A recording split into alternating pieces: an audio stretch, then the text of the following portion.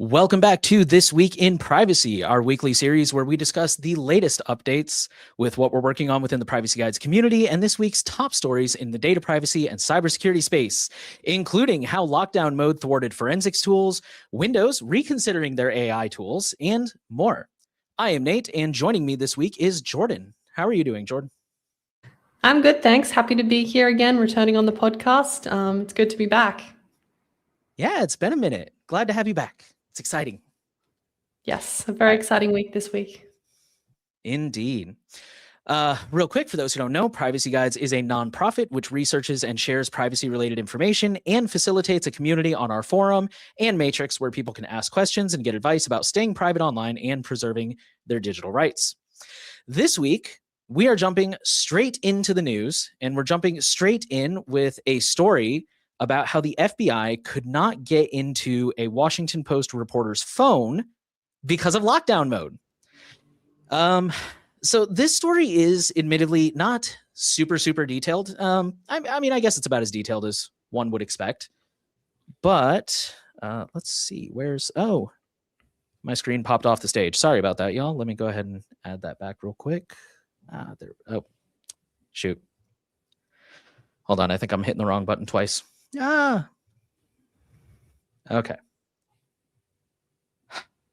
There we go. Got it. Okay.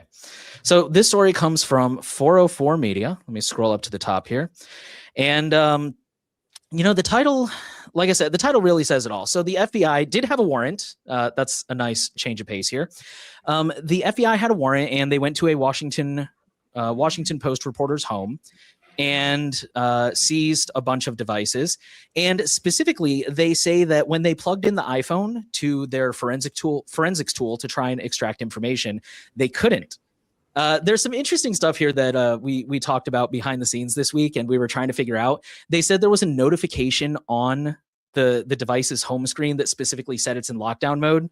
And those of us here at Privacy Guides that have iPhones, we were kind of playing around with it and like turning on lockdown mode and plugging it in and trying to like, can we recreate this? Because I've never heard of that. And as far as I know, none of us were able to recreate that. So we think this may have been I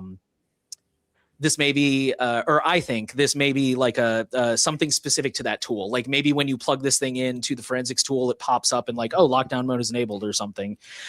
But yeah, and then here's like a little screenshot for video viewers. Here's a little screenshot of the warrant that, or the court record that says that they were unable to get it. So I guess just to kind of round out this story, there is kind of some bad news, which is that they were still able to get the information because they had the reporter access her MacBook, and specifically, this is interesting.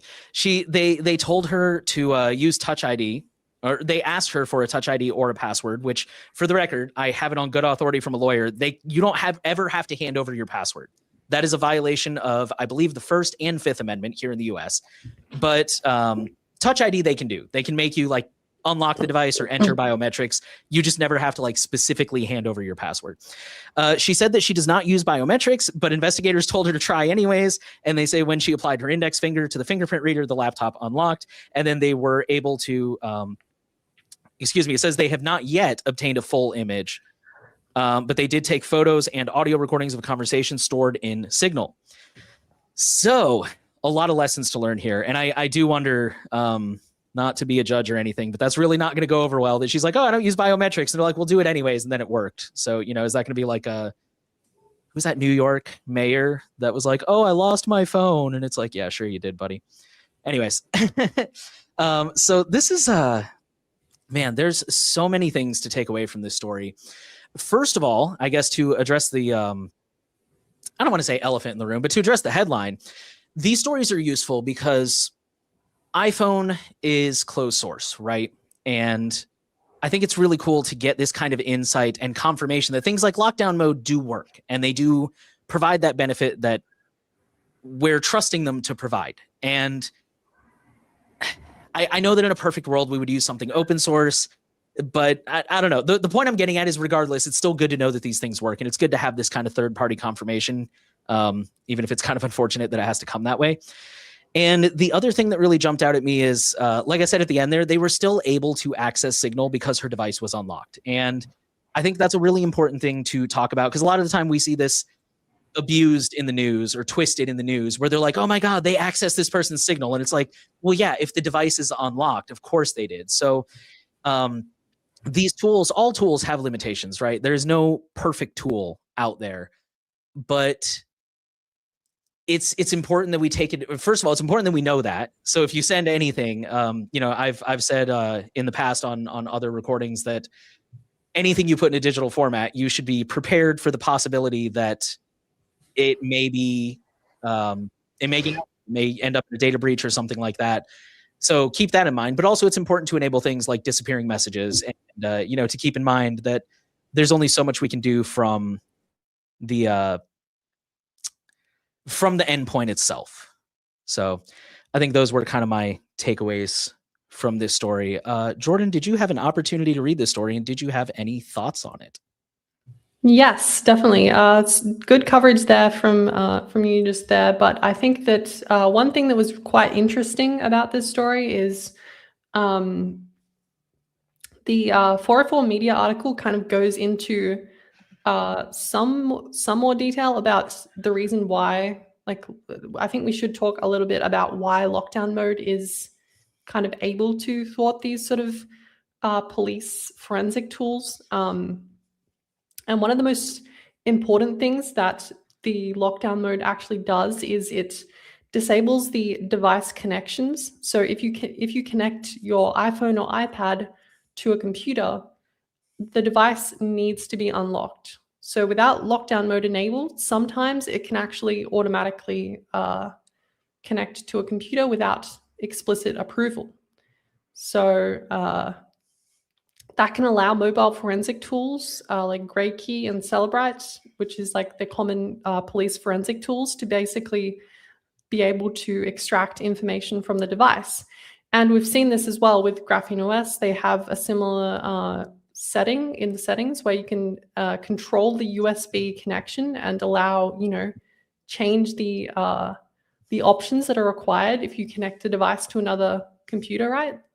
And as you can see on the screen, Nate's brought this up here. It's the Apple support page about like the specifics of lockdown mode. And another thing that these forensic tools do is they often utilize vulnerabilities in, software and hardware.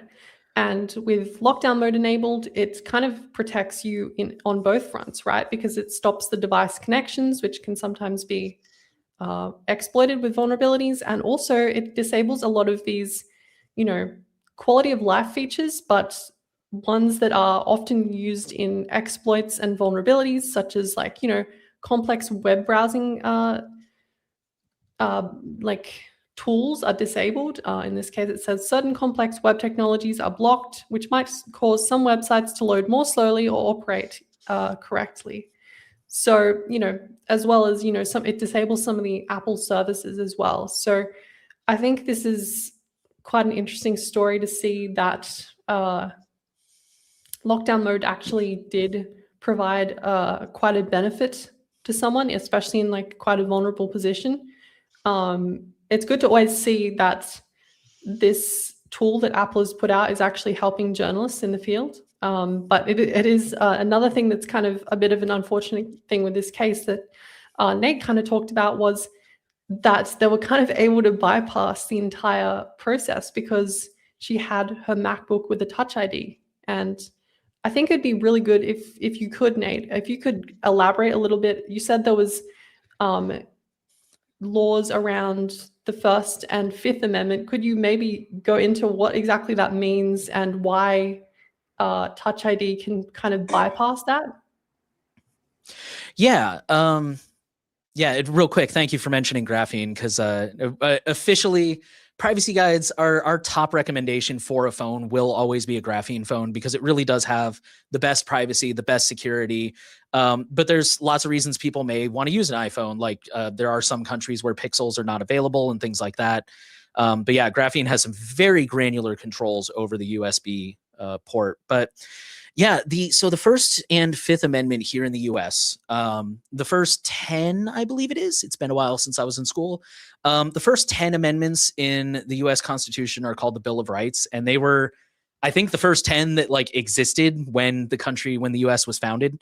And the first specifically is, I mean, a lot of them have multiple parts, but the first mostly pertains to freedom of speech. You know, the government is not allowed to infringe on your freedom of speech or your freedom of expression, your freedom to lobby the government for complaints, things like that. And then the Fifth Amendment is the one that protects against self-incrimination. So, for example, and if any of you have ever watched a cop show that's set here in the U.S., which I'm sure is most of them, the Fifth Amendment is the one that, when people say I plead the Fifth, I'm not going to talk. I what's the word? I invoke my right against self-incrimination, whatever. There's a million ways to put it. But basically the reason that this passwords and stuff like that fall under this is because first of all, they can't force you to give up your password because that one, and that's the one I'm not sure of, but I feel like I read this somewhere, that would fall under free speech. Like they're kind of forcing you what to say. But it definitely falls under the Fifth Amendment because you have a right, whether you're guilty or innocent, you have a right to not incriminate yourself. That's kind of the way the U.S. justice system is supposed to work. Is it's supposed to be that, and I don't want to get too far off topic, but on paper, the way it's supposed to work is that the defense is supposed to prove that you are not guilty no matter what, and the prosecution is supposed to find the truth, whether that's you're guilty or you're not. Which is a subtle but distinct thing. Anyways, so yeah, there's this protection against admitting and confessing if you don't want to. I mean, obviously, if you want to confess, you can confess. Nobody's going to stop you. But yeah, so it falls under that because giving up your passwords could incriminate you, and therefore you are not required to do it. But like you said, there's workarounds. Biometrics, I want to say, is a gray area. I could be wrong about that because, well, real quick, let me say, I know for sure that you can be ordered to unlock a device, whether that's putting in the password and then handing it over, scanning your fingerprint, whatever. That is something the court can force you to do. Biometrics, I've heard conflicting reports, and a lot of these, we talked about this last year with the person who was charged for wiping their phone, which was also a 404 story. Phones and biometrics and things are really in a gray area right now legally in the US because some courts have ruled that like you need a warrant to search phones, and other courts have ruled no, you don't. And they're kind of at odds, and we're kind of waiting for the Supreme Court to weigh in and settle the matter once and for all. And yeah, biometrics kind of fall under that category of, even if you do need a warrant or whatever, it would still be something that they can force you to unlock the device because it doesn't really fall under those same purviews of like against self-incrimination and stuff. It's a fun gray area right now in the US. Right. Yeah. It is kind of, it's definitely tricky, especially for me as someone who's outside the US, seeing what's going on. It is kind of hard to follow some discussions around it. So it's good that you kind of explained the situation. But I think another important thing about this story that you kind of touched on a little bit when you were doing the initial coverage here was that when they were able to unlock the device, the MacBook in this case, there was actually a Signal application on the MacBook, and they were able to take evidence from that Signal application on that MacBook. And I think that's like a really important thing that we need to discuss, because I think people need to be careful about using Signal desktop applications because of this instance, right? Desktop computers have less security protections than a mobile device. And in this case, it's less of a security issue, more of just like an unfortunate circumstance where someone had biometrics enabled. But it does kind of show that, you know, your security is only as secure as your weakest link, right? As soon as you have one link that breaks, your entire Signal history is going to be available to whoever's trying to attack the device. So I thought that was quite an interesting part of this story, actually. Yeah, definitely.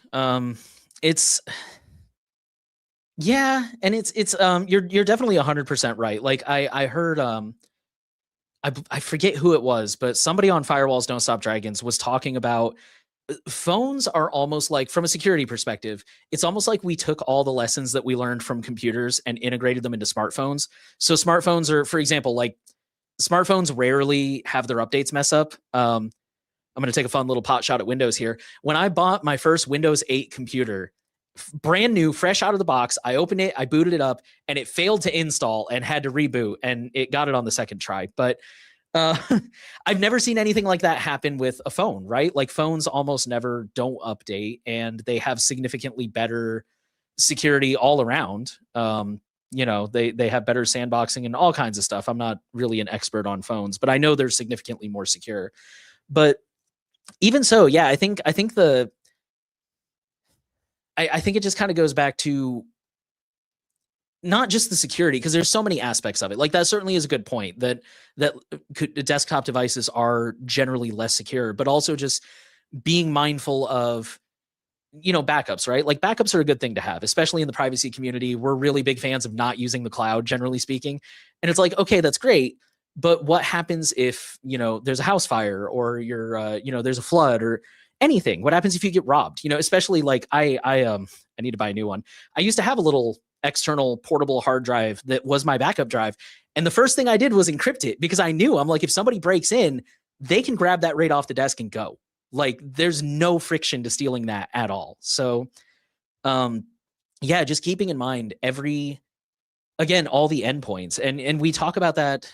I think in the privacy community, we think about that a lot in terms of the far end.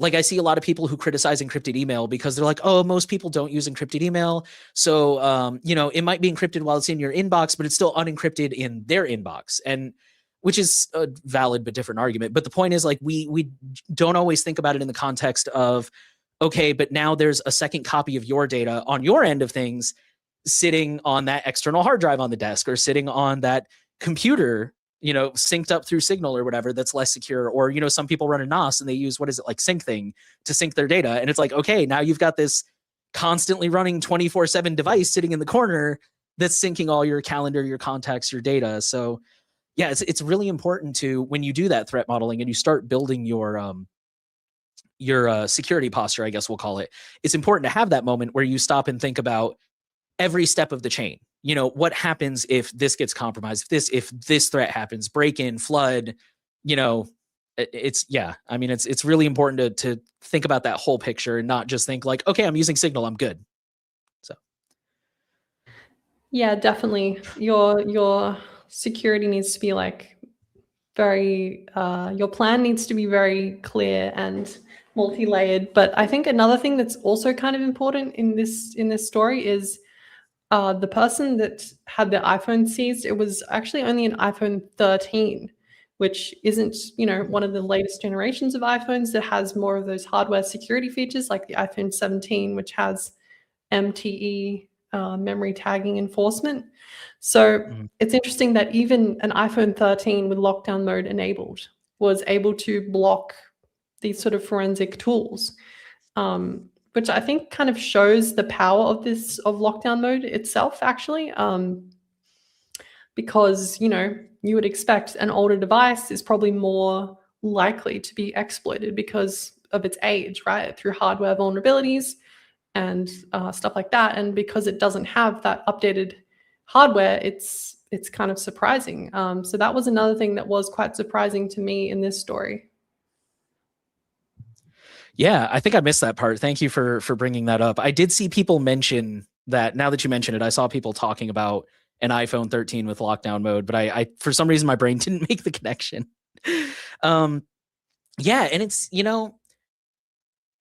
obviously we're always going to encourage people to do the best they can and use the latest devices and the best security measures, but I think that also, I would like to use that as an opportunity to remind people that there's a lot of factors that go into security, because I know there's some people that maybe can't afford like a brand new device, or for a lot of reasons, like environmentalism. Like, I don't want to throw out this perfectly good iPhone.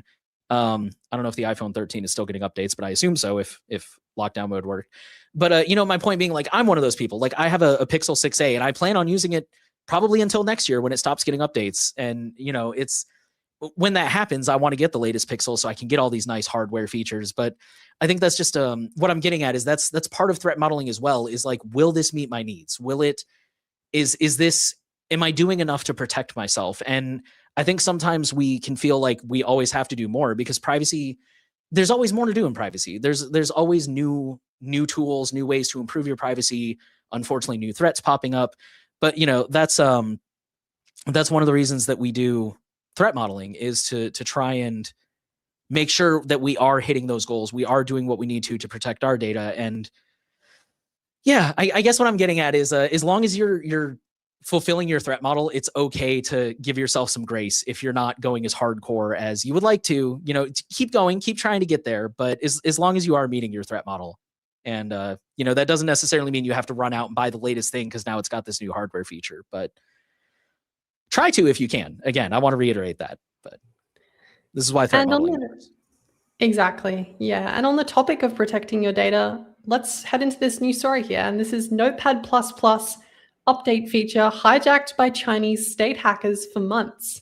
So Chinese state-sponsored threat actors were likely behind the hijacking of Notepad++ update traffic last year that lasted for almost half a year, the developer states in an official announcement today. So that's quoting from the Bleeping Computer article here. A statement from the hosting provider for the update feature explains that the logs indicate that the hacker compromised the server with Notepad++ update application. External security experts helping with the investigation found that the attack started in June of 2025. So I guess for anyone who doesn't use Windows, Notepad++ is basically a advanced version of Notepad that has a lot of the features that you would expect in, advanced note-taking applications like syntax highlighting and such. So it definitely builds upon the Notepad piece of software that's available in Windows.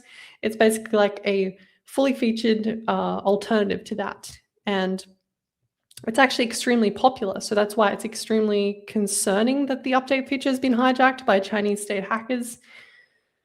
And just quoting from the article again here, the attackers specifically targeted Notepad++ domains with the goal of exploiting insufficient update verification controls that existed in older versions of Notepad++.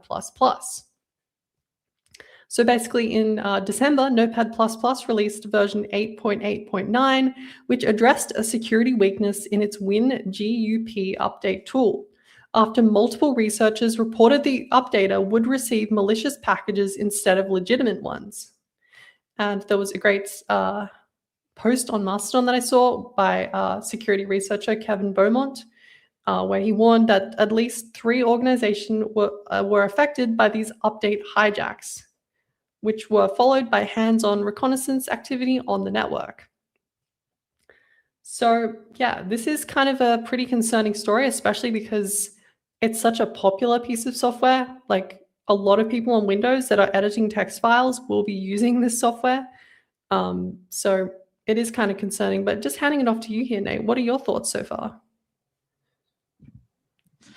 Yeah, I will admit I use Notepad++ on Windows, so that was a fun headline to read. I think I say this partially to make myself feel better. One thing to note in the article is it does mention that this attack was very targeted, in that the attackers very likely only targeted specific users of Notepad++.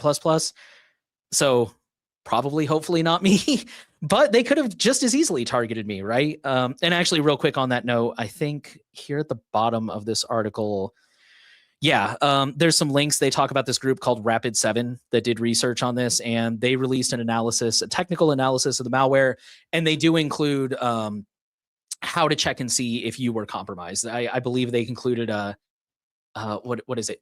Hashes of specific files, basically, that you can check and see if you have the right file or a compromised file. So if you are worried that you may be impacted by this, first of all, go ahead and update to the latest one, because hopefully that should fix it and close off access. But also you can double check that to see. But yeah, it's it's really not a good feeling. And it's really unfortunate because Notepad++ kind of checks all the boxes that we would normally advertise for a good privacy tool, right? I mean, it's open source. As far as I know, it's offline. I'm sure it pings for like updates and stuff, but it's not a cloud-based Notepad. It's very actively maintained. The developer is very active, but this happened, and it's really frustrating because I was sitting here when I was reading this story, and I was taking notes for the show. I was thinking to myself, I'm like, what's the lesson here? Because normally the lesson is like, try to stick to open source, or try to make sure you only get it from official sources. But when there's a supply chain attack like this, there's there's kind of just not much you can do, I guess. So yeah, I don't know. This is a really unfortunate story. I think my takeaway is, and I know I already said this in the last story, but just to remember that I mean, nothing is unhackable, and it's important to beware that anything you put in a digital format, and this is actually one of the things I like about Notepad, is you don't even have to save it. Like, I have literally like 7 open notes that I haven't saved for weeks, and I should really do something with them. But that's one of the things, is it'll like hold on to those notes without having to save them. And so even if you don't save it, if it's in any kind of a digital format, it's at risk. And I hate to say that because that feels like paranoia, but yeah, that's kind of, I don't know. Is there any better lesson that you took away from this one, or? Yeah, I think this is kind of an unfortunate circumstance, right? But I think it does need to be said that, open source tools are just as vulnerable to being exploited by these sort of things as closed source ones. Just because a tool is open source doesn't technically mean that this wouldn't have happened or this would have happened, right? So I think that's one thing to consider. But I think when it comes to, note-taking tools and such, I think it's important to use tools that have been independently verified, right? So if a security researcher had done an audit on this piece of software, for example, I think it would have been pretty obvious that this was a mistake in the update process, right? Any security researcher that would have had an eye over this would have noticed this. So, I think it's unfortunate, but I think there's things you can do to make sure that the software you're using doesn't contain easily exploitable stuff like this. So, with privacy guides, a lot of times we require independent verification by security researchers, or like a security firm such as like Cure 53 or other ones. So that is something you can do to try and mitigate some of these concerns. But in that case as well, it is, things get missed. Not every single piece of software is infallible. And I think, yeah, someone in the chat said, JS said a secure OS could help a lot. Yeah, exactly. So if you have an operating system that has more control over the sandboxing of applications, for example, I'm sure Nate would like to talk about cubes, but there's all sorts of things you can do on Mac OS, and Windows even has some sandboxing capabilities. So I think that is another important thing that people need to think about, right? Having adequate security protections and sandboxing and separating tasks into separate areas can definitely reduce the damage of an attack, because in all circumstances it's possible. Like, every piece of software can be exploited. So trying to reduce the damage that can happen is definitely a good step in the right direction. Yeah, I'm glad you mentioned audits, because that did completely slip my mind, because audits are really good. And it's, I do want to point out that audits, and you did kind of mention this, like, things can still slip through the cracks, because audits are a snapshot of code at a specific point in time. So it's entirely possible that Notepad++ could have been audited in June, or let's say May, and then this happened like the following month, and there's really nothing to protect against that. But another advantage of audits is that they tend to show that an organization is really serious about their security and securing their supply chain and stuff like that. And again, I want to point out, like, audits are also really expensive. So just because a company doesn't get an audit doesn't mean that they're not safe or they're not taking it seriously, especially if it's like a really hobbyist project. Like, I think Notepad++, if I remember correctly, is donation only. So they probably don't have thousands of dollars to invite Cure 53 to come in and look at their code. But for those organizations that do have that kind of money, like Proton, Molvad, IVPN, I know there's plenty of others, but Signal, when they bring in auditors and have them look at their code and they have that kind of resource, it shows that, again, like you said, things can slip through the cracks, but it's a really good sign because it means that they're probably have like a culture of security, and it's less likely for bad things to happen. So yeah, I'm glad you brought that up. And yeah, I mean, if you want, I will say cubes, or there's plenty of other ways to do this, but yeah, I am using cubes right now in front of me for those who didn't know, and that is one of the things I like about it is the compartmentalization of, I literally have a cube for privacy guides, I have a cube for my personal stuff, I have a cube for banking, and if one of my software was to become impacted, I don't know why my brain refused to pick a word there. If one software I use became compromised and impacted, it would limit the damage to that specific cube, which is still suck, but at least it would limit the damage, right? So yeah, compartmentalization and secure OSs and things like that really do go a long way. So, alrighty. Before we move on to the next story, we're going to pause here briefly to give an update of what's been going on behind the scenes at Privacy Guides. So yeah, we're going to talk about RAM shortages affecting the Raspberry Pi. But first, in case you guys didn't hear, our smartphone security course is now open to the public, or the first part of it is. So there's 3 parts, technically kind of 4, because we have like a little intro video. And then from there, it branches off into Android and iPhone. And there's a beginner, an intermediate, and an advanced level. The beginner level is now open to the public. I will let Jordan talk about the intermediate iOS video in a second. But yeah, the beginner video focuses, if you guys haven't seen it yet, I do think it's on PeerTube now. I could be wrong about that, but I'm pretty sure it is. The beginner video focuses on things that are really subtractive instead of additive to make your phone more secure. So things like removing apps you don't use, changing the settings, and things like that, which I think should be doable for a lot of people, because even simple things like downloading Signal or switching to Brave or Firefox, like those are things that require people to take action, right? They require them to go download an app, sign up for an account, no matter how easy. And I think some people I think it's a mental block that some people have a hard time doing that. And so the beginner level is things that anybody can do anytime, right? Like you're laying on the couch, instead of doom scrolling, start deleting apps and stuff like that. So yeah, I'm really excited that that's out to the public now. And I will turn it over to Jordan real quick to give us some updates on any upcoming videos if you'd like to, or if you want to hold off on that.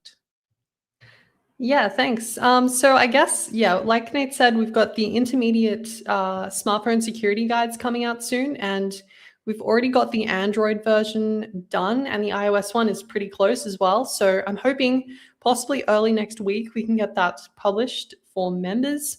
And if you're a member, you can get early access to videos, just a reminder.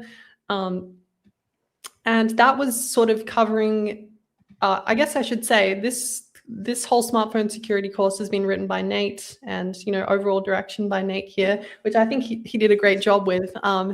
And I think it'll be really, really useful to people. Like, we've already had the beginner ones released to the public, and we already had some really good feedback on those videos. And that's just the beginning. So the intermediate ones dive more into things that are less to do with your device and more to do with the services that you use and the applications that you're utilizing.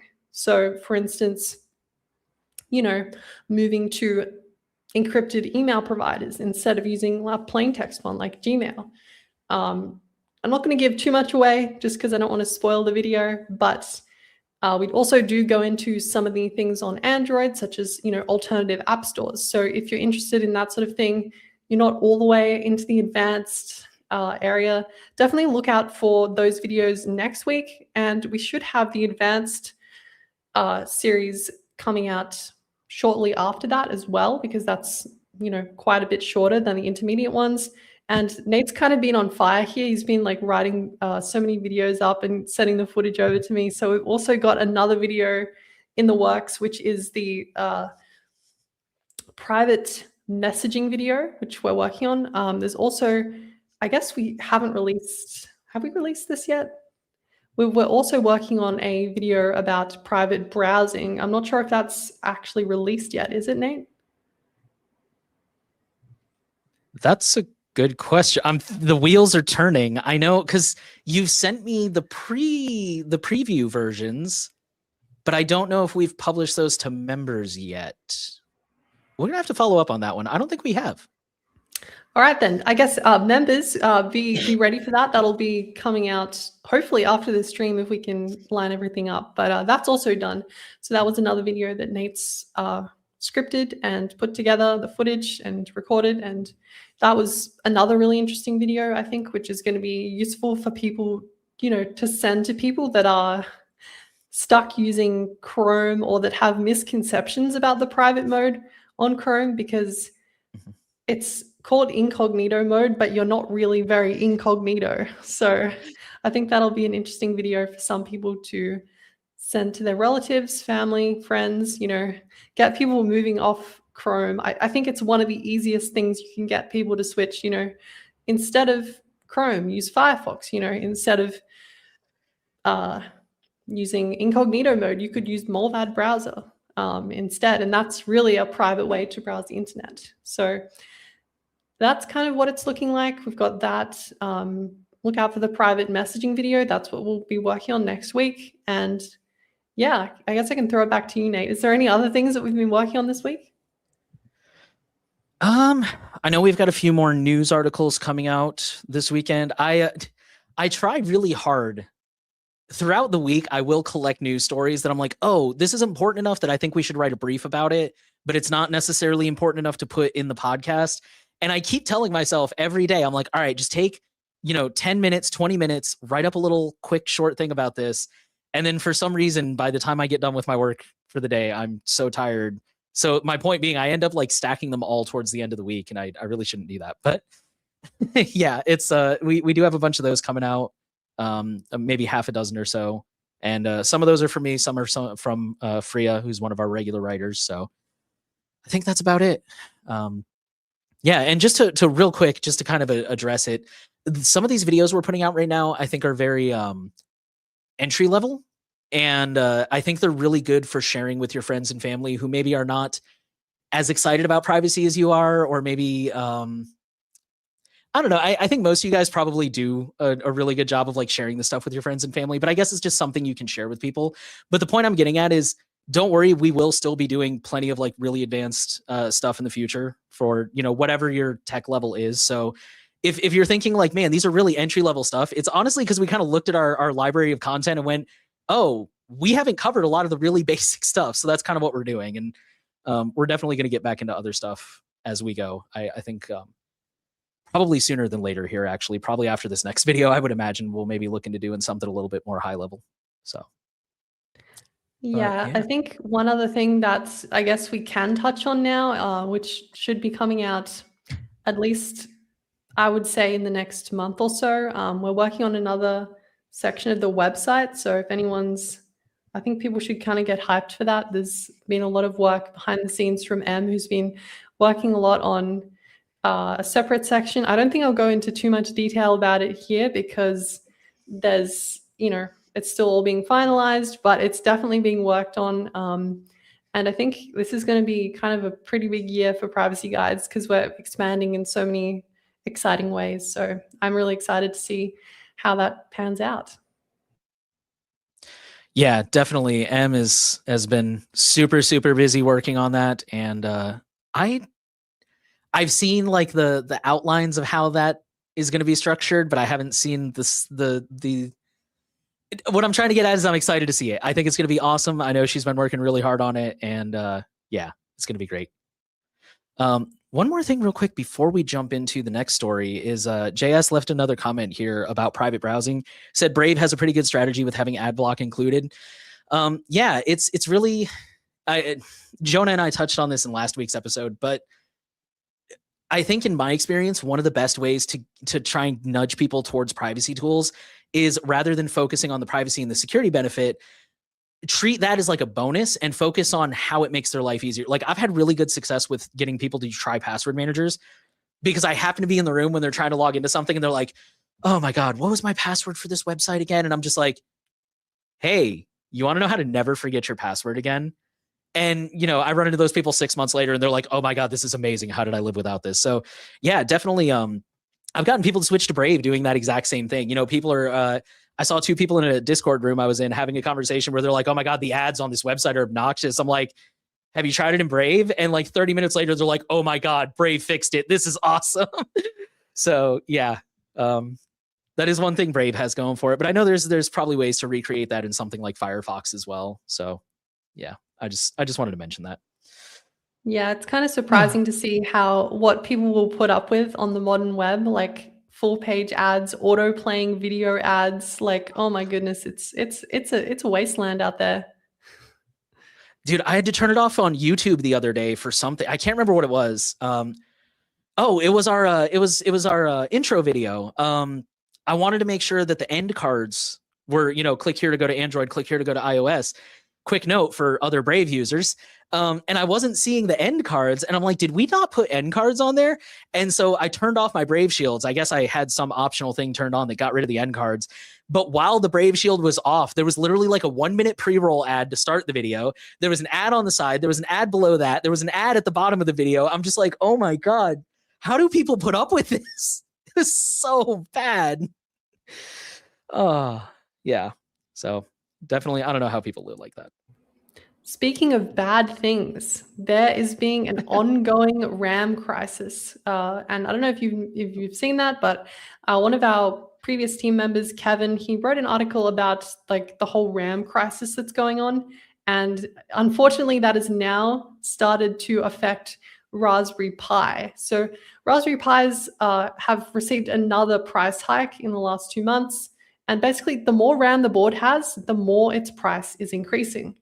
So just quoting from this article here from Ars Technica, the ongoing AI-fueled shortages of memory and storage chips has hit RAM kits and SSDs for PC builders the fastest and hardest, meaning it's likely that for other products that use these chips, we'll be seeing price hikes for the entire rest of the year, if not longer. And the latest price hike news comes courtesy of Raspberry Pi CEO Eben Upton, sorry if I said that wrong, who announced today that the company would be raising prices on most of its single board computers for the second time in 2 months. Prices are going up for all Raspberry Pi 4 and Raspberry Pi 5 boards with 2 GB of or more of LPDDR4 RAM, including the Compute Module 4 and 5 and the Raspberry Pi 500 computer inside a keyboard. And the 2 GB boards pricing will go up by $10, 4 GB boards will go up by $15, 8 GB boards will go up by $30, and 16 GB boards will increase by a whopping $60. So I'm kind of happy about this in a very selfish way. I actually bought a Raspberry Pi like 2 months ago before the price hike, so I'm kind of happy that I decided to finally replace mine. But what do you think about this, Nate? Yeah, I happen to have a couple of Raspberry Pis sitting around at home that I'm actually not using, and I'm trying to figure out what to do with them. And pardon my technical difficulties while I try to get my screen share back up here. But yeah, I don't know, it's really a bummer because the whole selling point of the Raspberry Pi is that they're so cheap, right? And personal opinion, I think that's slightly misleading to say that they're so cheap because they do they're very cheap if you just want the board. But if you want like the case that goes over it and stuff like that, I think it becomes a very different story at that point. I think the price does start to go up significantly. But and maybe it's me because I have cats and I'm like, the cat hair will get everywhere. It will absolutely get all over the board and everything. But either way, they're very inexpensive, and they're certainly in my opinion, I don't think they make for good full computers. It's not like, oh, I got this $30 computer. They're still definitely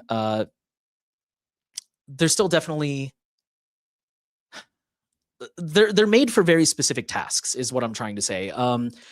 They're really popular, and this is why we're covering them. They're really popular in the privacy community for running like a single member Mastodon instance, or like a simple Nextcloud instance, or DNS, to block ads and stuff at home, ads and trackers and all kinds of stuff. And so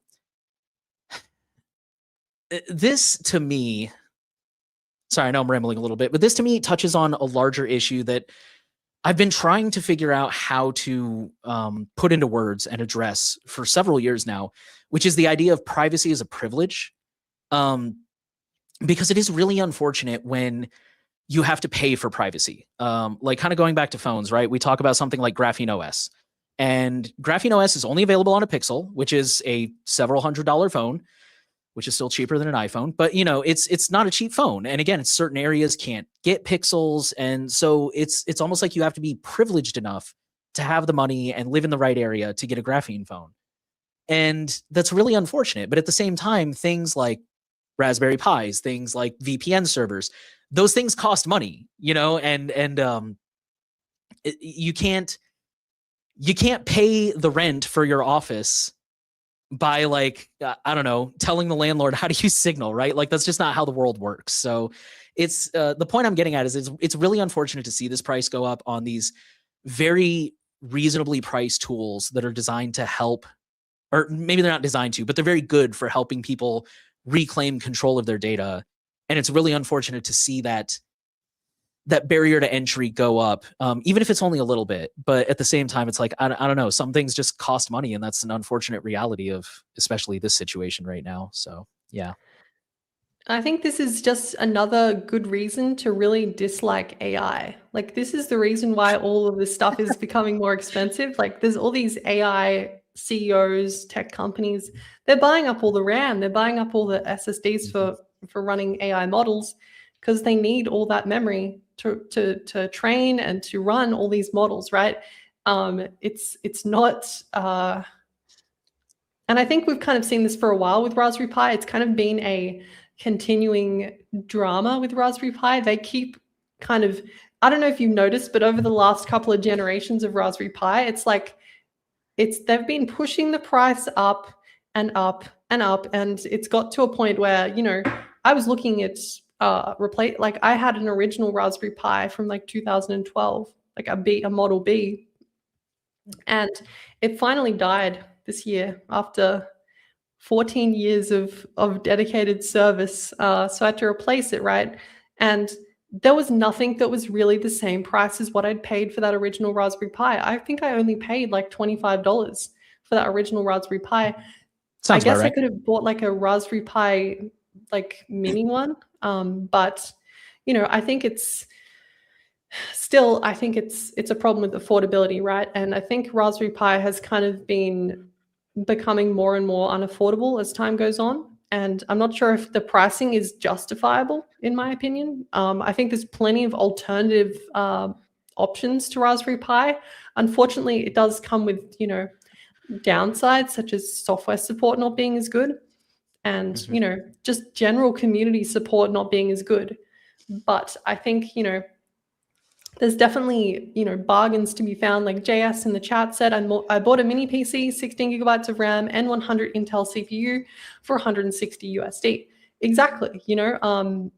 I think that, oh, yeah, so they increased the price of that because of the RAM shortage. I think also another thing with these buying new is kind of not always the best way to go, right? There's plenty of used options for, you don't need a Raspberry Pi to run a couple of small services. You could always get like a refurbished business computer, like a Dell Optiplex, or, all these old retired business computers that they're selling for like absolutely nothing. Like you can basically get them for free. They may not be as power efficient, but you're still getting the ability to run those low-powered services. So I think there is always an option, but I do think when it comes to the thing you said about privacy being a privilege, I think it's, it's definitely a matter of perspective. I think people can still do quite a lot for their privacy. Like a lot of privacy tools are free, like Proton Mail, Tutor, that's all free. Like you don't actually need to pay. Like you can still get away with having a free account. And I think it's important to have these free options, right? Where, freemium model is really good in that circumstance, right? Like with Bitwarden, you can have a syncing vault with security and it's free for the most part. You miss out on some small features, but you're getting a lot of those features that are the most important for free. And I think, it is kind of unfortunate that there's things like hardware where it's a little bit more tricky with like, like Nate said, there's Google Pixels, they cost quite a lot of money depending on what country you're in. And they can also kind of have, problems with international shipping. Not every country has Pixels available. It's not a globally available device, but, I think a lot of people can also get a really good level of privacy just by, debloating their phone, switching the usage on their device, or, instead maybe going for an iPhone, which is available in a lot of locations. So I think people don't have, zero options.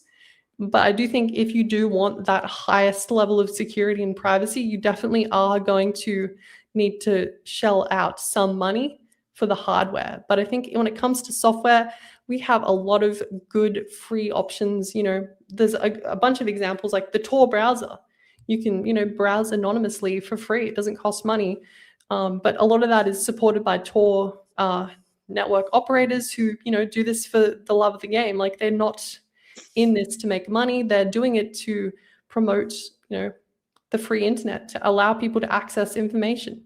So, I think we do have a lot of privacy tools that are accessible to a lot of people, but there's also that gap that I think needs to be filled when it comes to hardware, because we don't really have very many affordable hardware options because, Google Pixels, they're starting at like $500.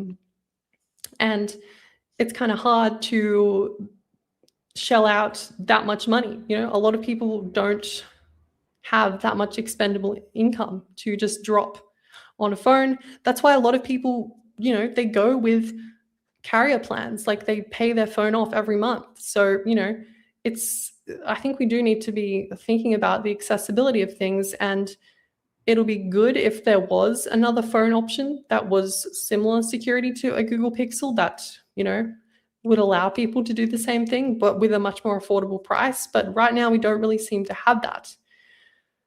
So, yeah, I don't really have, I feel like I've been talking about this for a while, but do you have anything you want to add to that, Nate?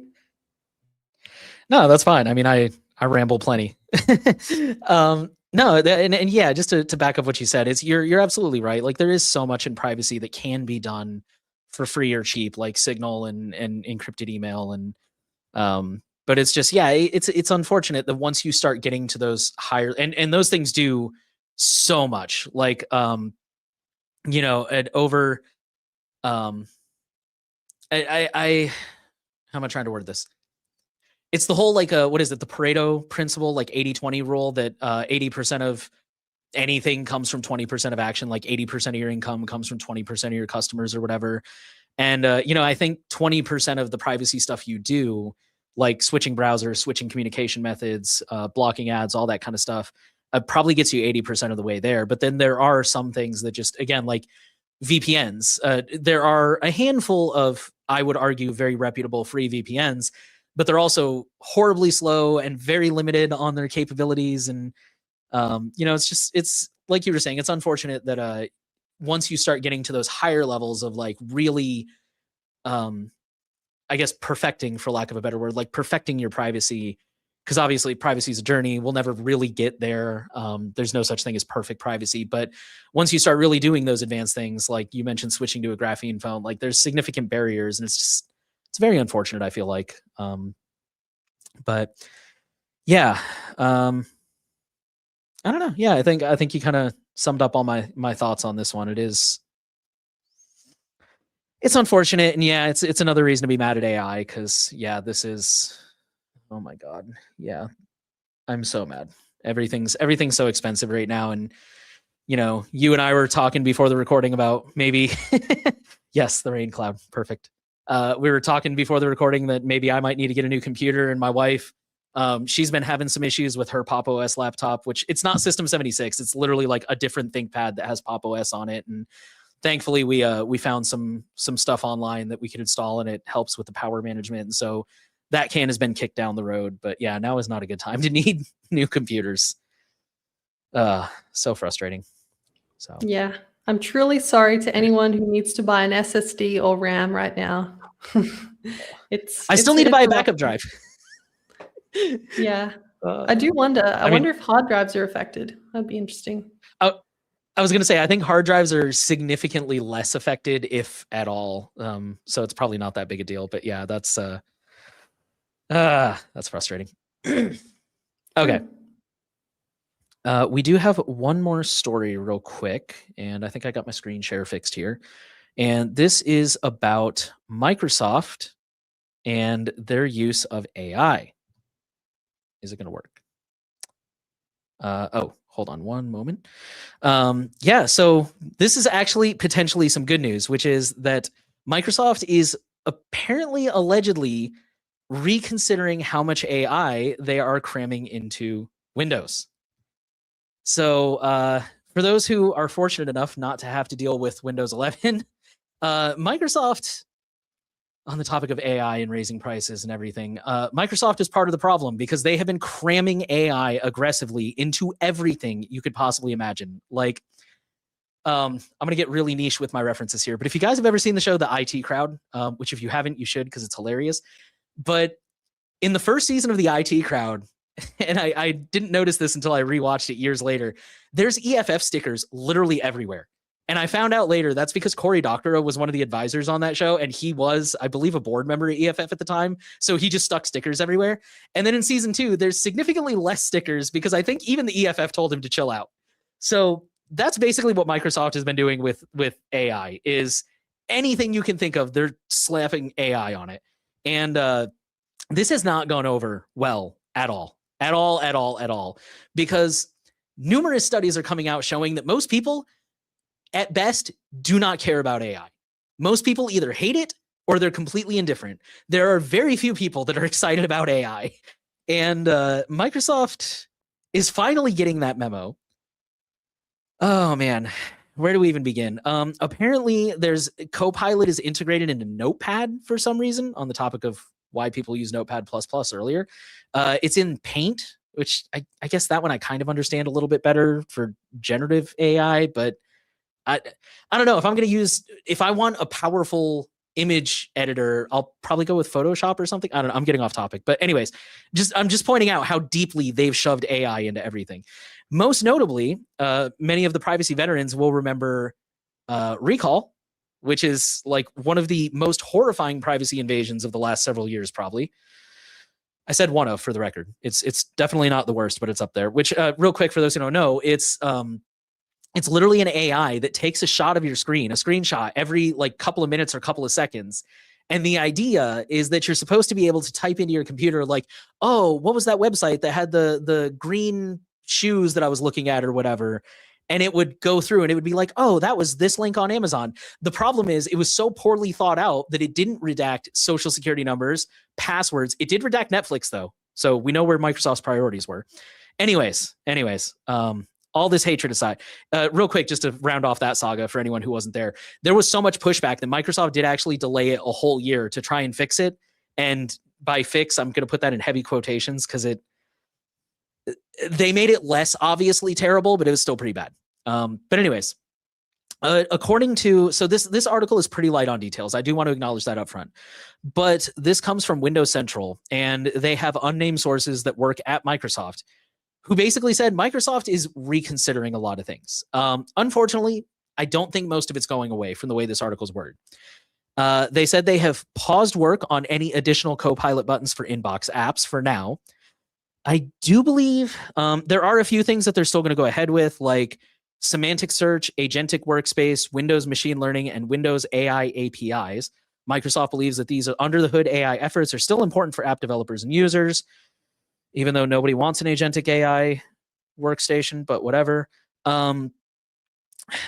There is, I can't find it now, but I think they did say there are a few things that they're just dropping entirely. Oh, sorry. Okay, so they didn't. Here it is. They didn't commit to it, but Notepad and Paint, the ones I mentioned earlier, they said that those are under review. So those might get pulled entirely. What's very also likely is they said that the company is basically trying to rethink things. What they used a phrasing about Copilot that I thought was, or not Copilot, Recall. Recall in its current implementation has failed, though I understand the company is exploring ways to evolve the concept rather than scrap it entirely, possibly dropping the Recall name in the process, though this is unconfirmed. Personal opinion, they can evolve it right into the recycle bin where it belongs. But anyways, yeah, it's really unclear what direction this is going to take, but it is good that they're finally listening. And this is coming, the article notes, this is coming on the heels of Microsoft admitting that Windows is horribly broken right now. It's been in my headlines in my newsfeed a lot lately, and usually not for good reasons. And they did commit to trying to quote unquote fix Windows this year. Although again, they didn't really say what that entails. This is probably part of that. I will say that in my opinion, I think their AI implementation is so bad that really anything is fixing it at this point. Anything they can do to make it less terrible, whether that's making it less obnoxious, whether that's getting rid of it completely, whether that's hopefully making Recall less of a privacy nightmare. I think the very least they should do is make it optional. They're probably not going to do that because this is Microsoft.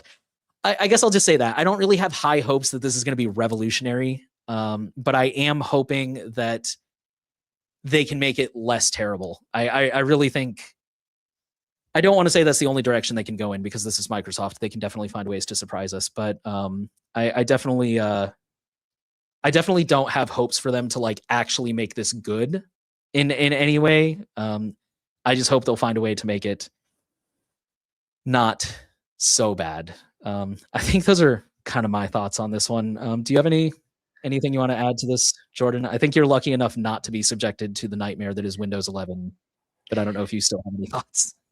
Yeah, I've kind of avoided using Windows almost completely. I mean, Mac OS isn't really that much better, but Linux is definitely a good place to be right now.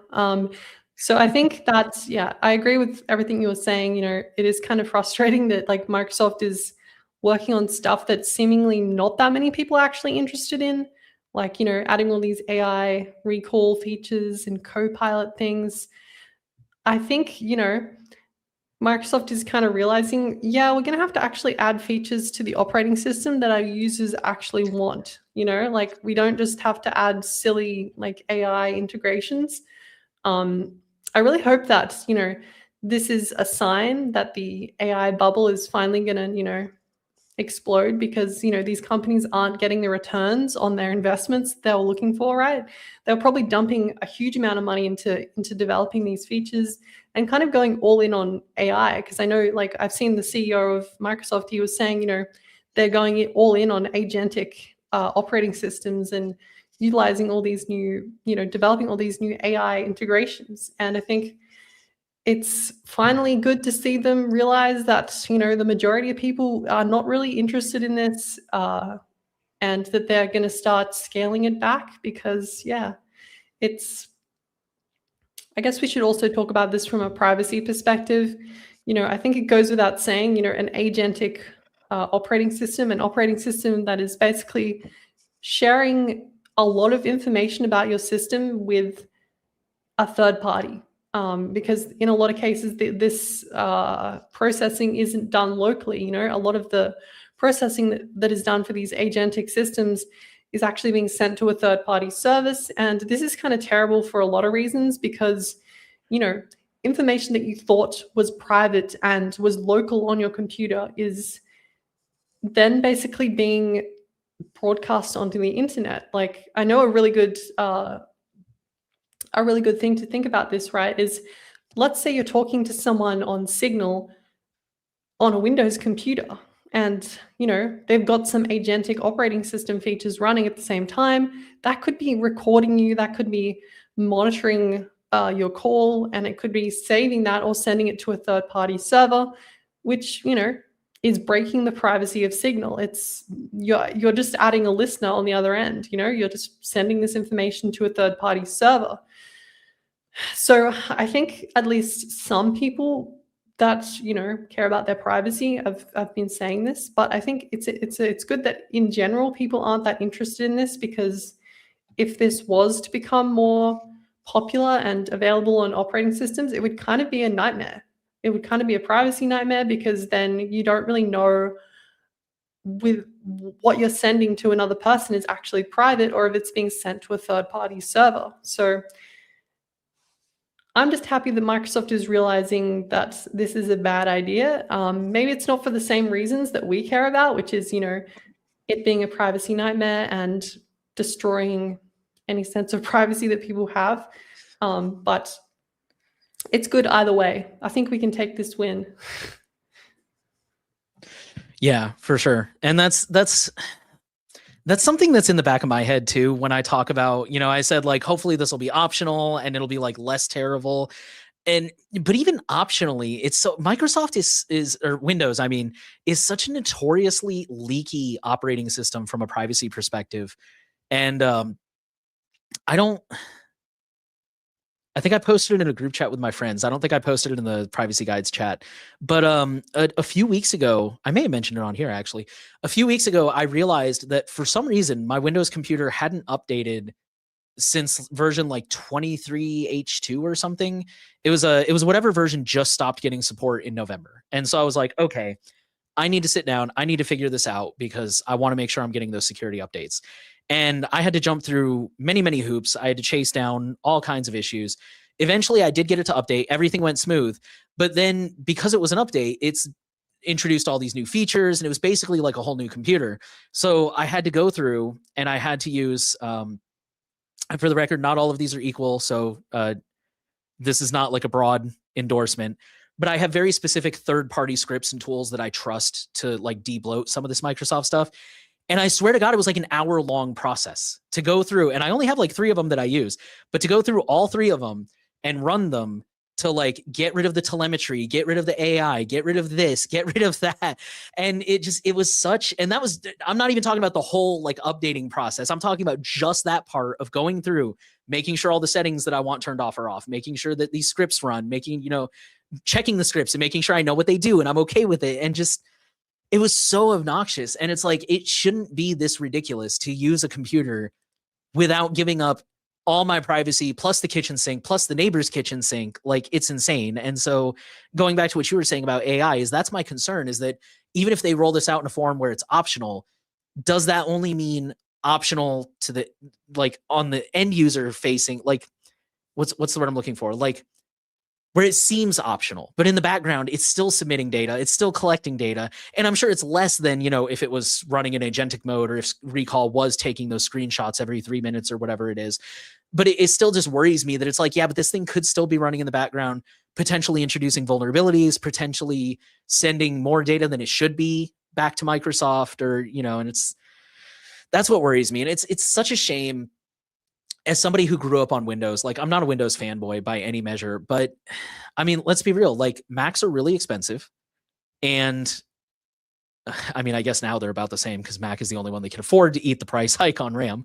But, historically, Macs are really expensive and they work great and they've got great security, but you are absolutely, unarguably paying for a brand name. That is a fact. And then Linux is free, but historically doesn't always do the things I need it to do. I really do want to test some of my production stuff and see how well it works. But I guess my point being is, like, Windows has always been such a relatively affordable, customizable system. And it's really frustrating to just see it become worse and worse and worse in every sense of the word, from the UI to the privacy to the bloat to the just, it makes me sad. Like I said, I was never a Microsoft fanboy, but it's just, it used to be better. We used to be a society. I digress. I've ranted about that plenty. If that's all we've got for now, I think there are a couple of quick stories that we wanted to highlight. We're not going to talk about these extensively because, admittedly, we had this conversation earlier in the week. Jonah and I have been covering all the age verification stuff for literal weeks, and we have nothing new to add. It's bad. We're not in favor of it. We think that there's better ways to protect children online, but we did want to let some of our listeners know, specifically in Spain and Greece, if you are Spanish or I guess it's Greek, isn't it? I almost said Grecian for some reason, but if you are Spanish or Greek, these are the latest countries who are now planning to ban social media for children under 15. So, yeah, like I said, I don't think we really have anything to add to that, but if you do live in any of those countries, you should be aware of that. Do you have anything you want to add to that, Jordan? Not particularly. I mean, I think both you and Jonah have talked about this pretty extensively, so I don't think we need to drag this out. But it's frustrating that the start of this, was with Australia's social media ban, and now other countries are following. I think this is basically what we were saying from the start. As soon as you normalize this in one country, every other country is going to start following suit. And yeah, it's kind of unfortunate that that is exactly what is happening right now. We warned you, we warned them that this is going to happen, and no one was taking it seriously, but here we are. So it is kind of frustrating. Told you guys. Yeah, it is kind of frustrating that, we've been here, we've been saying it from the start, but now it's actually coming true. So yeah, I think, do what you can in these countries, contact your representatives, try and educate people in your life about why this is bad. Hopefully there can be some positives from this. It sounds like these are both announcing a ban. They're not actually implemented yet. So there's still a chance for you to have your voice heard. So definitely try and at least make some noise about it, because in a lot of cases, if a lot of people are against this, then, it will end up being a lot harder for them to pass this with, as many restrictions. But I guess the thing to remember about this is these are both, in Spain, I feel like they might have much stronger data protection laws than that of Australia or the UK. So it's interesting how they're going to actually be able to implement this without, because they're going to have to require people to provide their ID or do some sort of facial scanning. It'll be interesting to see how they're going to navigate that, regarding the data protection laws. So that'll be something interesting to watch, I guess, but definitely try and make your voice heard about this issue. Yeah, I just want to add the slippery slope is, I kind of hate using the slippery slope argument because it is not always applied in good faith and it doesn't always turn out to be true. But in the case of tech, I feel like it is true more often than it's not. Actually, a really good example is facial recognition. There have been multiple articles and stories written about how Facebook invented their little Ray-Ban facial recognition glasses years ago. And even at Facebook, they were just like, no, this is too much. This is a line too far. We're not going to do this. This is creepy. Until Clearview AI came along. And once Clearview AI came along and made facial recognition totally cool, now they couldn't wait to jump on the bandwagon. So yeah, I feel like with tech in particular, it's the slippery slope is true more often than it's not, which is so frustrating. But absolutely. Okay. With that, in a moment, we're actually going to start taking viewer questions. So if you have been holding on to any questions about the stories that we've talked about, go ahead and start leaving them on our forum thread or in the comment section of the live stream. But first, we're going to check in on our community forum. There's always a lot of activity, and this week has been no exception. But we're going to highlight just a couple of interesting stories that we wanted to discuss here. One of them is DuckDuckGo did a poll that shows that people are against AI. I feel like I read this story when it was first published, but Yeah, I mean the author of this post sums it up pretty well here. DuckDuckGo made a public poll to see what people think about AI, and 90% voted against. And I believe this thread has largely just been people discussing their opinions about AI. And I don't know, we just got done talking about AI and the RAM shortage and how that's affecting everything. Do you have any thoughts about AI, Jordan, or do you want me to go first? I mean, I think we can kind of, I think we talked about it a little bit before, but, I think for a lot of people, these, AI companies are kind of having a pretty negative impact on people, like just at like a personal level, right? Like they're building massive data centers, they're using a bunch of electricity, which is driving up electricity prices, it's driving up RAM prices. Like this is nothing that's good for the average person.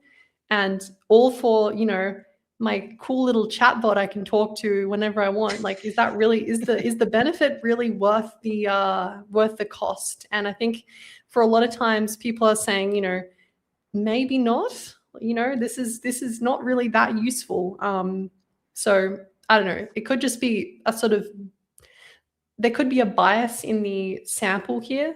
Like for instance, this could have been posted.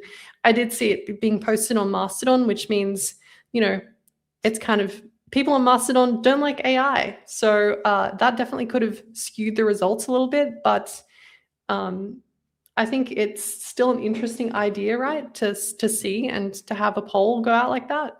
It would have been interesting to see if, where a lot of these votes were coming from and how this was published, because I think that could have had a pretty big impact on the results of this poll. But I think, 90% is kind of conclusive, I guess. So yeah, I'm not really that surprised by 90% being against it. What about you? Yeah, no, I think that's a really good point. The selection bias. I will say 90% surprises me a little bit because I know DuckDuckGo is one of those companies that has integrated AI a little bit. I think they even have their own like AI proxy, and I think it's yeah. I mean, I think that's a really interesting point for sure. But I mean, my personal opinions.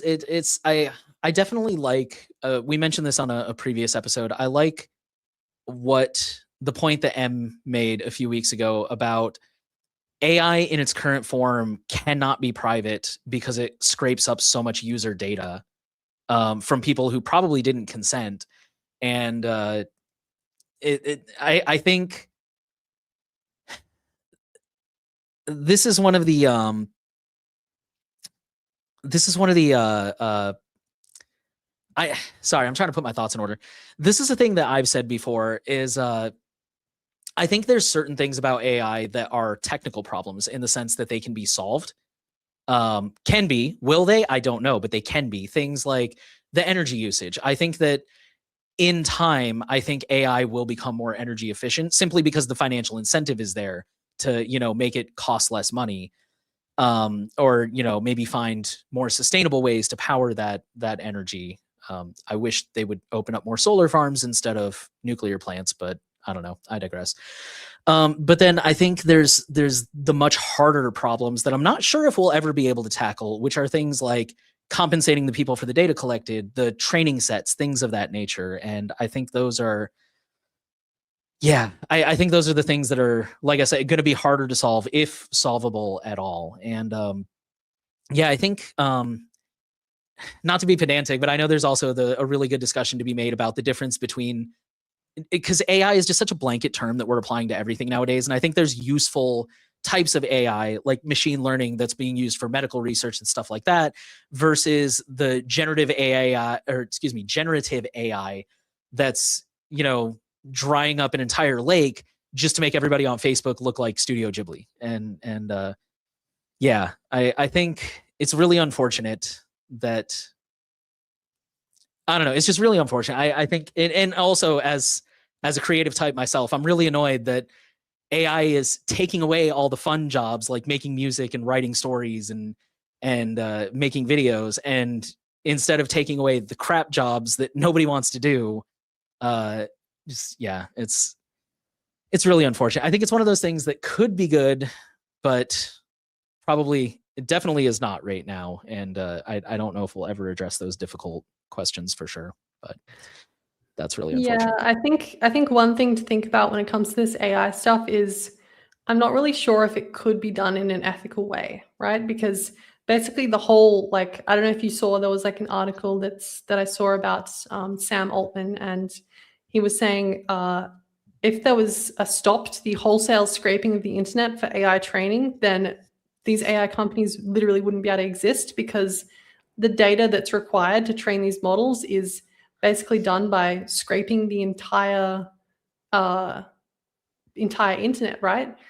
So, you know, I don't think that, like, I think people think about like their personal privacy. Like, I'm sure I could use like an AI model locally on my computer that wouldn't be sending information to a third-party company, but the model itself was trained off non-consensual, like, scraping of people's information and data. And when you train that model, you're basically, you know, encapsulating an entire, you know, section of the web into a model, right? And that's kind of the antithesis of privacy, right? Because if you, let's say you deleted an article that you wrote about something, that could have been scraped and put inside this model, and, you know, you're basically storing this information forever.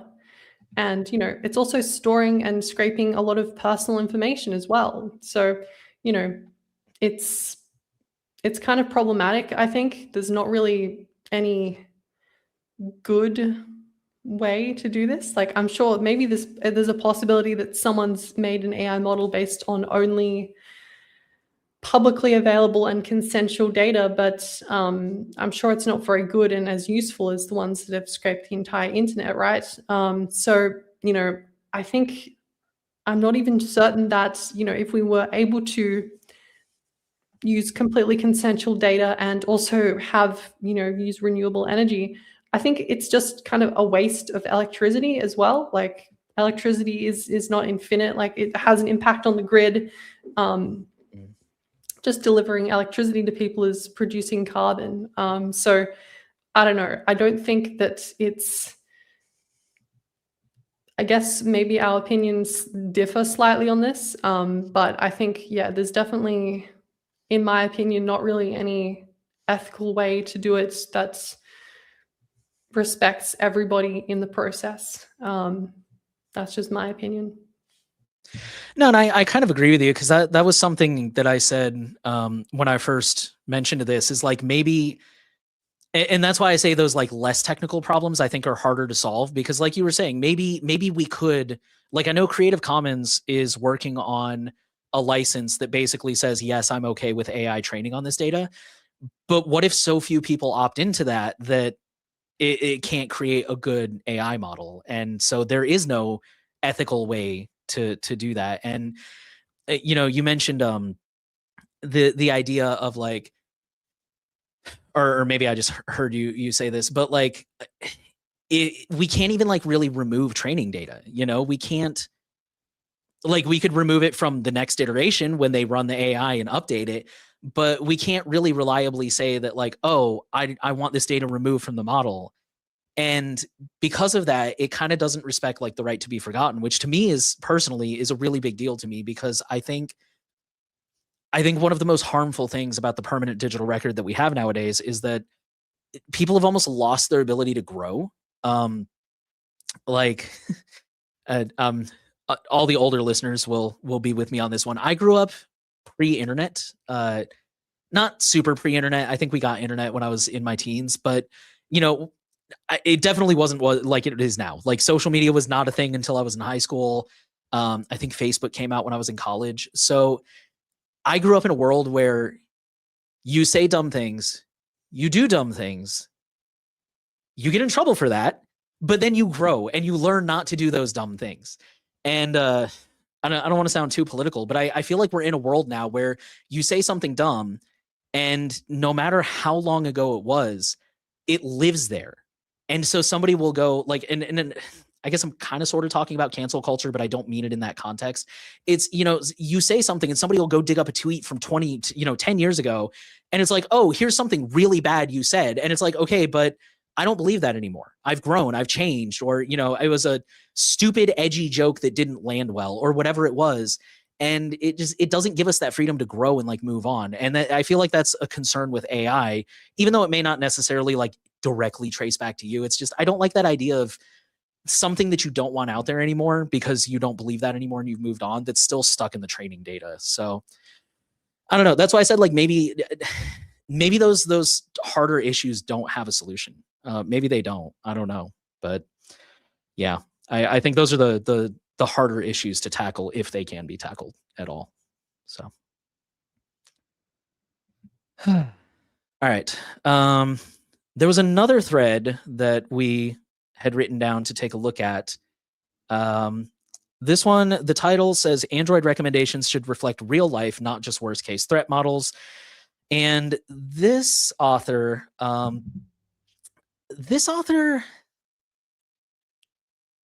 basically, how would I summarize this? Because this is a very, not an overly long post, but it's a very detailed post. And basically, they're disappointed that, for example, we only recommend graphene. We don't really recommend other custom ROMs. We don't recommend iPhones or anything.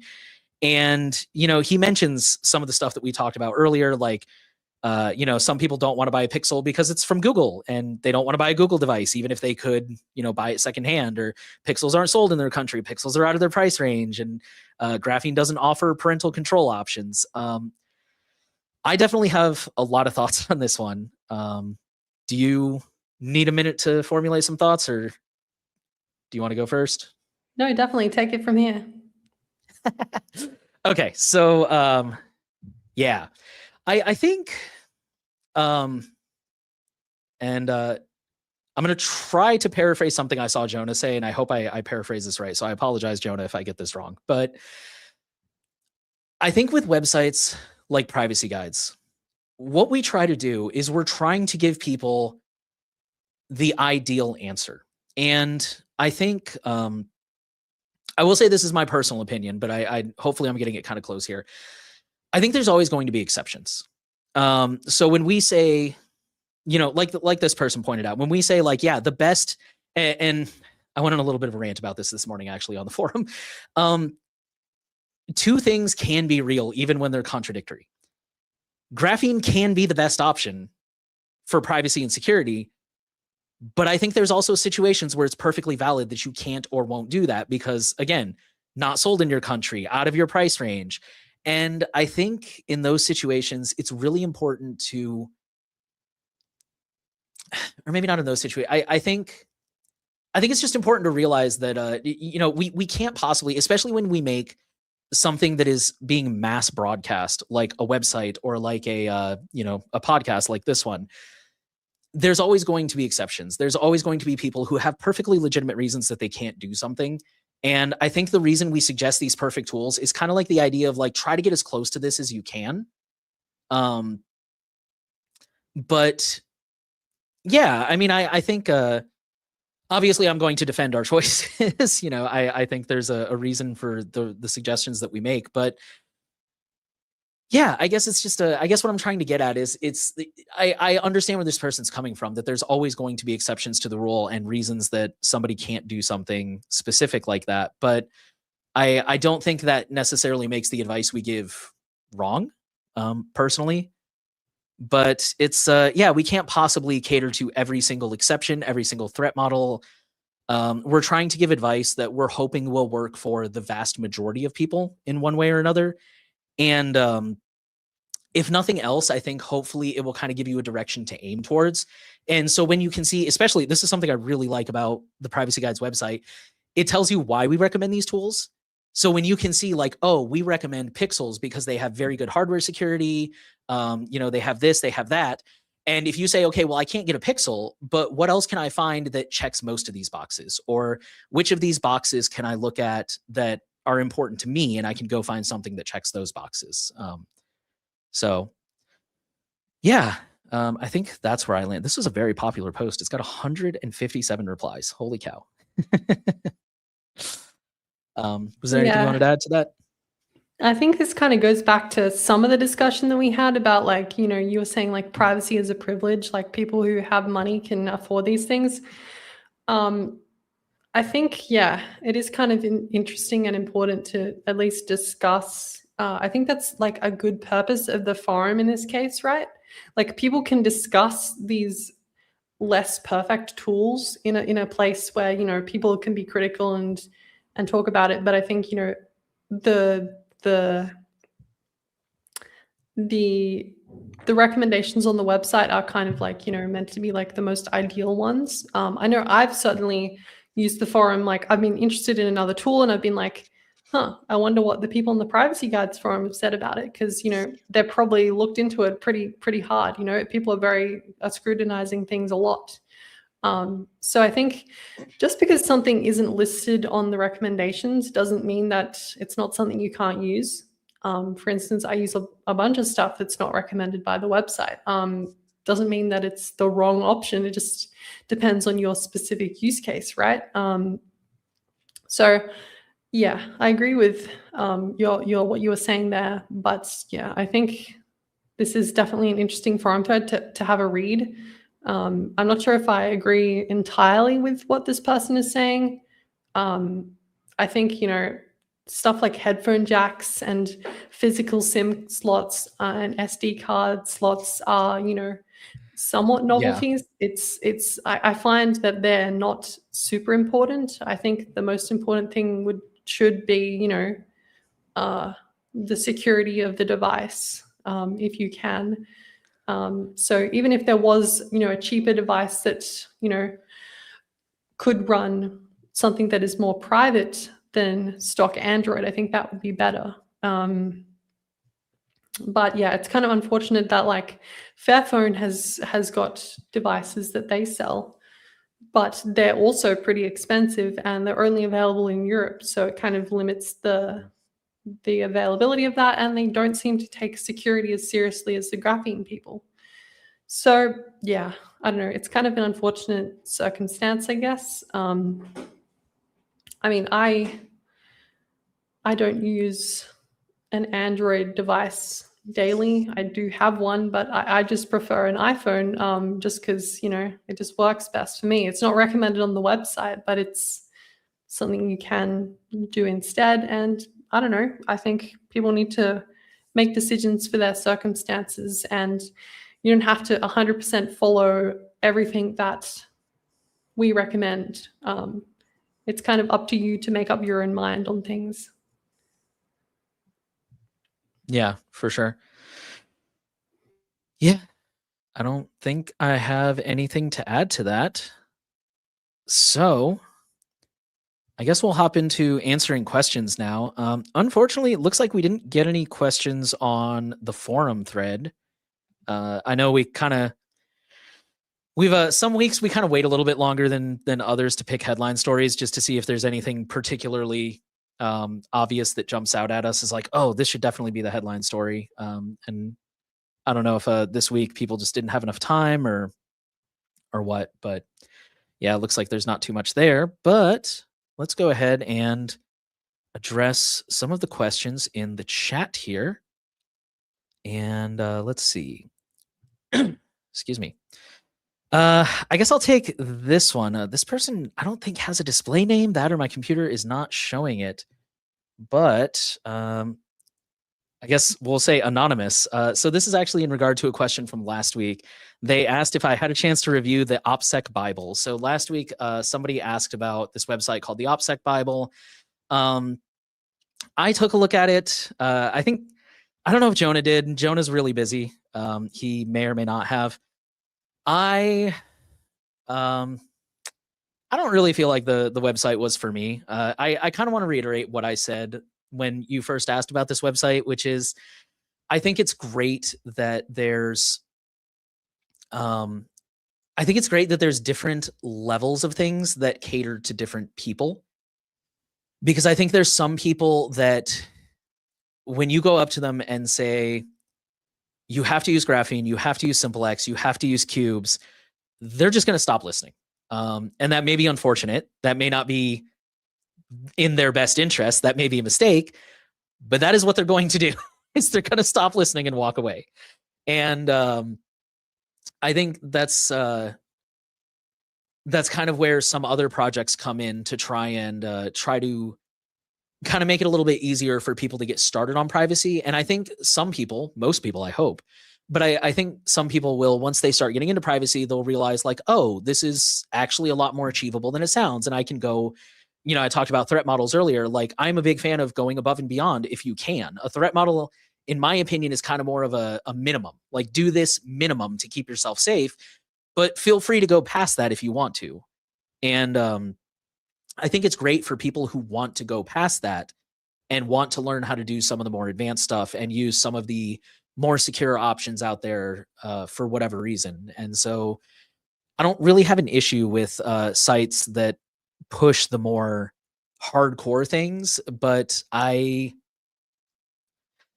don't know. I don't think it was for me. So thanks for bringing it to our attention, I guess. But yeah, that was my thought on that one. I don't know. I think I may have shared that one in the chat. Did you check that one out, Jordan, or no thoughts? Or Yeah, I don't really have any thoughts on it. I think you covered it pretty well. Don't think we need to go super in depth on that website, but I think it's definitely good to use multiple sources for finding your information, right? Like, if we recommend something, don't just take that as the truth, right? You should also investigate other people who are recommending different things, see what they say as well. So, maybe this website could be useful as another resource to check what they say about certain things, and then you can come up with your own opinion, I guess. But, Privacy Guides has a specific way of doing things. We're going to choose specific tools based on specific criteria. So it kind of is going to differ to what other people recommend. And that's fine. Everyone has their own recommendations and what they recommend. So I think it's good. More diverse information is better. for sure. All right. Our next question came from JS, who asked about DuckDuckGo's AI. You said, I hear people complain about Duck.ai as a proxy because it just queries the respective companies. Which in this context, I think he means like a ChatGPT, Anthropic, whoever.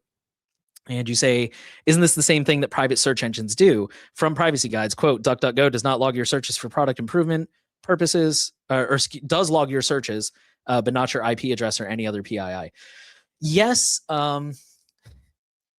this is actually, I don't know. Personally, I use Brave Search because I feel the same way. DuckDuckGo itself is just a proxy. I think most of these meta search engines do technically draw from multiple sources, but they usually primarily heavily draw from one source. So DuckDuckGo mostly draws from Bing. Start Page is mostly Google. And I think there's a couple others that I'm forgetting, but there are a handful. Like I think Kaji or Kagi, however you pronounce it, I think they mostly have their own index these days. Brave mostly has their own index, and I think Mojik is the other one that they all kind of have their own index. So yeah, personally, I like to use those, or I like to use Brave just because it has its own index. I'm already using the Brave browser. I think they do a pretty good job. I feel like I'm also just,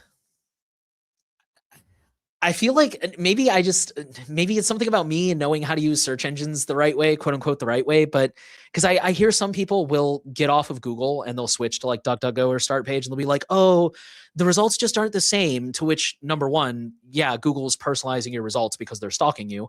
But number two, I mean, I personally have never had that issue. And I don't mean to like invalidate people who do have that issue. I'm sure that must be really frustrating. But I don't know. For me, it's Brave does the job really well, and that's what I use. But yeah, that's real quick. That is another thing that I think almost all of these AIs, like Jordan was saying, like they're all, or going back to what Jordan was saying, they're all kind of just proxies.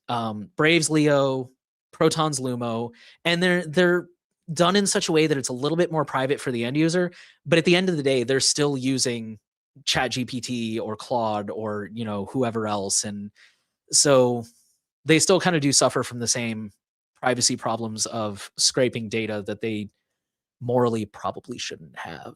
So yeah, that's all I got on that one. I think, yeah, it's there's definitely, you know, I think there's some valid issues with these alternative search engines, right? Like, I think one area that is sometimes not talked about is a lot of these, you know, alternative search engines, they aren't going to be as good. Like, I think your location certainly does matter, right? Like, you know, some people complaining about the search results might be, you know, they might be in different countries. Like, if I search uh, something that's super relevant in my country and it doesn't show up, that's obviously going to be a problem, right? And I think it gets compounded even more. For instance, in different languages. So if you were, you know, searching in a different language, I'm sure that is going to be even worse. The results are going to be even worse in Google. So, you know, it is kind of definitely a bit of a, I don't know, your use case might vary situation. Personally, I found that, you know, I've tried a lot of these different search engines and none of them have been particularly terrible. But, you know, I find that DuckDuckGo is generally fine. But I think, you know, people need to try and see which one works the best and which one you're the most comfortable with. I've tried a lot of them and a lot of them I just wasn't super happy with it. And, you know, it just depends on your use case of a search engine. Like, not everyone is going to use the search engine the same way. So I don't think it's strange to have an issue with the search results. Yeah, I wonder if his point was just kind of maybe what he was saying is it's just kind of weird that people complain that like, oh, this is just a proxy, and it's like, well, yeah, but isn't the search engine? But I don't know. I think that might be more indicative of the general attitudes that people have toward AI in general. Yeah, which I guess at that point, my question would be: is DuckDuckGo at least keeping in line with their ethos? Like, I hate to take shots at Mozilla here, but Mozilla's AI integration, I don't feel bad saying that, but their AI integration, they straight up tell you, even in their blog post, like, I'll give them credit, they're very open about this, but they're basically just like, oh yeah, you know, we've integrated Chat GPT and you can like just click the little button in the sidebar and it's super easy. And by the way, once you use it, you're totally at OpenAI's mercy as far as privacy goes. But it's like, what's even the point? Like, I can just bookmark Chat GPT. I don't need a little pop-up window to use that. Why would I use this at all? So I do have to wonder if and I think it does, but don't quote me, I do have to wonder if duck.ai is like, yes, it's a proxy, but at least like they have legal agreements with the companies not to train on your prompts, or like they proxy it so it doesn't get your device fingerprint. Like, I have to wonder if they've done anything to make it more privacy respecting, in which case I would argue like, yes, it is still a proxy, but at least they're in keeping with their ethos of like trying to make it a more private experience. Again, for the end user, I really want to stress that. But yeah, I don't know. I will say real quick in response to what you said, I think my favorite search engine in terms of actual effectiveness was I think it's Search is how you pronounce it. The SearX. I think it's SearXNG now. Searching, I think is how it's pronounced. I used to use the SearX.be instance, which I think is still around. And I will admit the results were impressive. I could always find the weirdest niche stuff that I couldn't find anywhere else because it drew from so many different search engines. But yeah, at the end of the day, personally, I decided that what I really wanted was like an independent index that wasn't just a meta search engine. So that's one of the reasons that I went with Brave. But yeah, I'm with you. They're all different. I think it's totally valid to just try out different ones and see which one works best. That's kind of really it for questions. I think we did have another comment here. Somebody said, "Happy birthday, privacy." Is that in reference to Data Privacy Day recently, or is this when Privacy Guides was founded? I'm not sure. I feel like I should know that.